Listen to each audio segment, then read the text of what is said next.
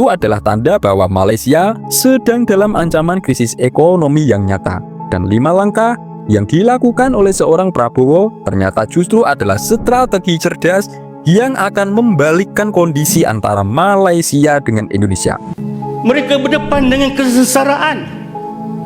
Harga minyak naik, harga diesel naik, minyak masak naik dan susah nak cari.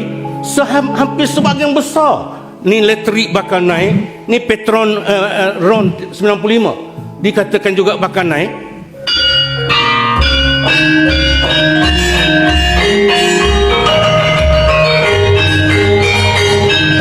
Assalamualaikum warahmatullahi wabarakatuh. Salam sejahtera, salam rahayu untuk panjenengan semua.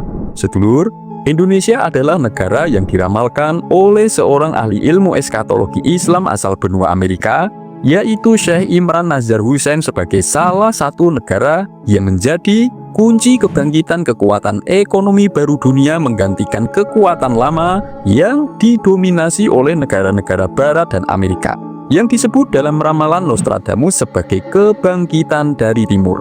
Prestasi Malaysia yang dulu dianggap perekonomiannya lebih baik dibanding Indonesia, yang membuat taraf hidup masyarakatnya bisa dianggap masuk pada golongan ekonomi menengah atas, sampai-sampai sering kali membuat para netizen Malaysia sombong dan menghina Indonesia. Bahkan tidak sedikit juga membuat sebagian masyarakat di Indonesia justru menghina Indonesia sendiri. Tampaknya kondisinya sekarang sudah berbeda, karena faktanya akhir-akhir ini marak sekali para anggota parlemen di Malaysia yang justru malah membongkar fakta kondisi Malaysia selama 2 tahun terakhir ini, yang ternyata kondisinya justru sangat membahayakan bagi Malaysia sendiri.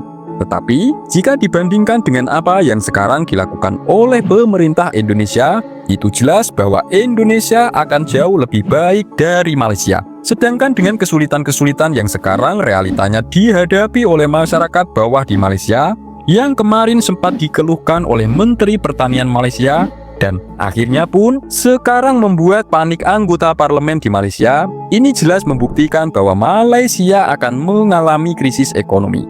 Dan ternyata Malaysia yang kemarin merasa hebat dengan banyaknya investor asing yang masuk dan lebih memilih investasi di Malaysia ketimbang Indonesia, sehingga membuat sebagian kecil masyarakat Indonesia justru skeptis terhadap Indonesia sendiri. Ternyata Malaysia tanpa memperhatikan kepentingan dasar masyarakatnya, seperti keamanan ketahanan pangan bagi rakyat, yang dampaknya sekarang sudah dirasakan oleh Malaysia sejak 2 tahun, itu ternyata juga tidak menjamin bahwa Malaysia akan tetap lebih baik dan lebih kuat secara ekonomi daripada Indonesia. Itulah makanya mengapa sekarang masyarakat di Malaysia mulai bergejolak, bahkan menyuarakan penurunan seorang Anwar Ibrahim dari jabatan Perdana Menteri, karena sudah dianggap tidak lagi berpihak kepada kepentingan masyarakat dan justru cenderung membela praktik kartel perusahaan-perusahaan besar. Bahkan ada juga yang berani mengatakan bahwa Perdana Menteri Anwar Ibrahim itu hanya pandai soal rasuah atau korupsi saja, karena sering mengirimkan uang ringgit dalam jumlah besar ke Amerika. Dan bisa jadi itu adalah cara kotor yang sudah dilakukan oleh Malaysia untuk menarik investor dari perusahaan Amerika selama ini. Makanya jangan heran jika perusahaan sekelas Google dan Microsoft mau mendirikan perusahaan di Malaysia. Dan dengan adanya 5 fakta kejadian yang sekarang membuat panik anggota parlemen Malaysia, itu adalah tanda bahwa Malaysia sedang dalam ancaman krisis ekonomi yang nyata. Dan 5 langkah yang dilakukan oleh seorang Prabowo ternyata justru adalah strategi cerdas yang akan membalikkan kondisi antara Malaysia dengan Indonesia. Sebelum membahas satu persatu, silahkan tulis komen apapun harapan dan doa panjenengan semua bagi Indonesia.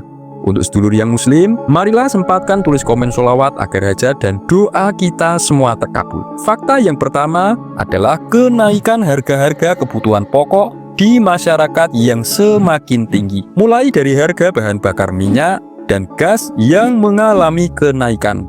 Itulah fakta yang dikeluhkan oleh parlemen Malaysia karena dianggap sudah menyengsarakan rakyat. Tetapi yang justru dibangga-banggakan dan dipublikasikan oleh pihak pemerintah Malaysia sendiri adalah kenaikan investasi asing, naiknya nilai ringgit Malaysia, dan inflasi yang menurun. Ini justru langkah berbeda yang dilakukan oleh seorang Prabowo yang justru memilih tidak membebani masyarakat dengan menaikkan harga-harga minyak, tetapi dengan cara efisiensi anggaran di pemerintahan. Fakta yang kedua adalah kenaikan tarif listrik. Fakta ini juga yang menjadi keresahan masyarakat bawah di Malaysia yang sudah dinilai oleh parlemen Malaysia sebagai bentuk semakin beratnya beban bagi masyarakat.